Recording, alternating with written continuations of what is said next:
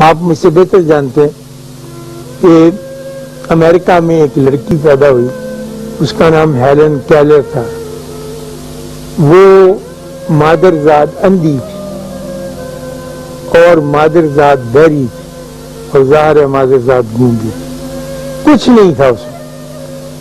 لیکن وہ بڑھتی جا رہی تھی ایک صحت مند لڑکی کی طرح،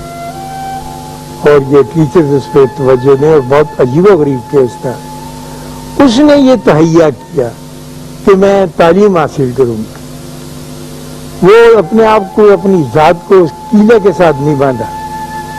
اور اب وہ نہ تو بیان کر سکتی ہے کہ میں پڑھنا چاہتی ہوں، نہ وہ دیکھ کے بتا سکتی ہے کہ میں یہ، اور بیٹھی ہوئی ہے، لیکن اس کے اندر یہ طلب پیدا ہوئی، اور وہ طلب اتنی شدید ہوئی کہ ایک اس کی سہیلی کی خالہ تھی، اس کو اس نے پکڑ کے اس کا بازو، یہ فور آرم جسے کہتے ہیں بھین، اس طرح سے دبایا کہ اس خالہ نے محسوس کیا کہ یہ مجھ سے کچھ کہنا چاہیے۔ پھر ان دونوں نے بڑی مدت کے بعد زور لگا کر ایک لینگویج ڈیولپ کی، جو وہ اس کے بدن کو دبا کر بیان کرتی تھی اور وہ سمجھتی تھی، جسے یہ گرگت تار نہیں آتی تھی ایسی سے، جیسے اب آپ کرتے ہیں ٹائپ چیٹ کرتے ہیں تو سگنل ہی آتا ہے، تو اس نے وہ کر لی بات، اور پھر اس نے کہا کہ مجھے فلاں کتاب رابنسن کروسو کی کہ یہ مجھے بتاؤ۔ اب وہ اس کو بتا رہی ہے۔ اب شپ کا لفظ ہے، شپ کا تصور کہ شپ کیا ہوتا ہے اس کو تو پتہ ہی نہیں کہ جہاز کیا ہوگا، آبی جہاز۔ اس کی اس نے کہا وہ سمندر میں چلتے، اس کو سمندر کا بھی کوئی تصور نہیں، لیکن اس نے کہا کہ میں جانوں گی ضرور اور چلوں گی ضرور، اور میرا خیال مجھ پر حاوی نہیں ہوگا، میں اسے ہونے نہیں دوں گی اس خیال کو۔ چنانچہ خواتین و حضرات، اس لڑکی نے سارا وقت اور ساری توجہ اپنے مائنڈ کے ساتھ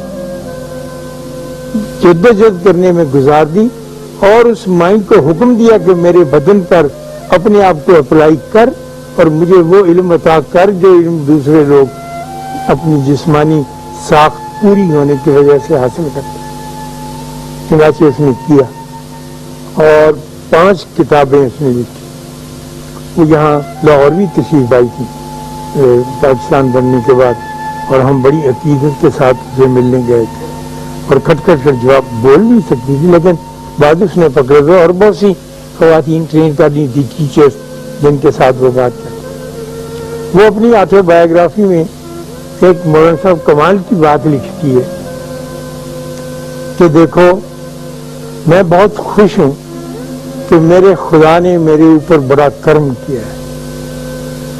اگر یہ ساری چیزیں، یہ ساری نعمتیں، اندھے ہونا، بہرے ہونا اور گونگے ہونا مجھے نہ ملی ہوتی تو میں دنیا کی ایک نامور عورت نہ ہوتی، بلکہ ایک معمولی سی گھر گرہستی عورت ہوتی۔ تو اللہ کی نعمت کے کیا کیا روپ ہیں اس کا اندازہ نہیں لگایا جا سکتا، اور شاباش ہے اس بیوی کے جس نے اسے نعمت کہہ کے پکارا اور کہا کہ جو مجھے اللہ نے عطا کیا ہے وہ میں اس کو مانتی ہوں اور تسلیم کرتی ہوں۔ تو جب آپ کو خیال پکڑ لیتا ہے اور آپ اس کے تابع ہو جاتے ہیں، کبھی کبھی میں جو اکثر کیا کرتا ہوں کہ بیٹھ کر جب وقت ملے